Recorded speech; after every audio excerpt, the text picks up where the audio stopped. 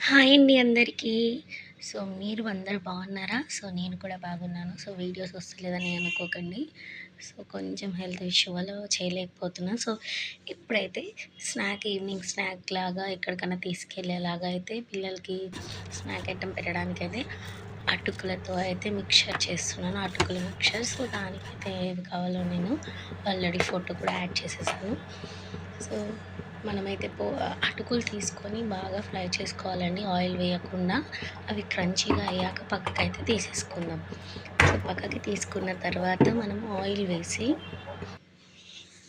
వేసి హీట్ అయిన తర్వాత చూడండి, హీట్ అయిందా లేదా అని అయితే నేను చెక్ చేసుకుంటున్నాను. సో, హీట్ అయిన తర్వాత మనం పల్లీస్ తీసుకున్నాం కదా, పల్లీలు బాగా ఫ్రై చేసుకోవాలండి.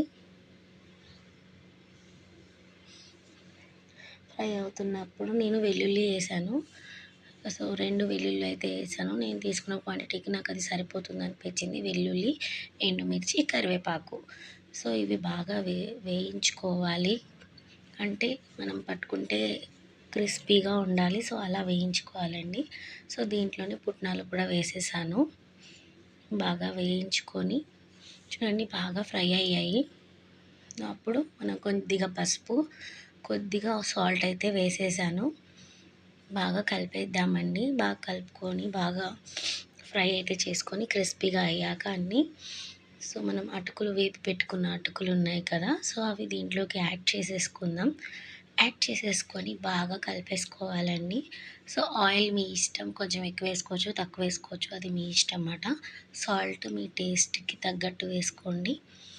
అండ్ చూడండి, సో, ఈవినింగ్ అయితే టీ, కాఫీస్, ఎనీథింగ్ ఎలా అయినా బాగుంటుంది. సో, బయటికి కూడా తీసుకెళ్ళొచ్చు, ఎక్కడికైనా కావాలితే స్టోర్ చేసుకోవచ్చు. గ్లాస్ జార్లో పెట్టుకుని అయితే స్టోర్ చేసుకోవచ్చండి. Thank you for watching. Please subscribe and ఇలాగే సపోర్ట్ చేస్తూ ఉండండి.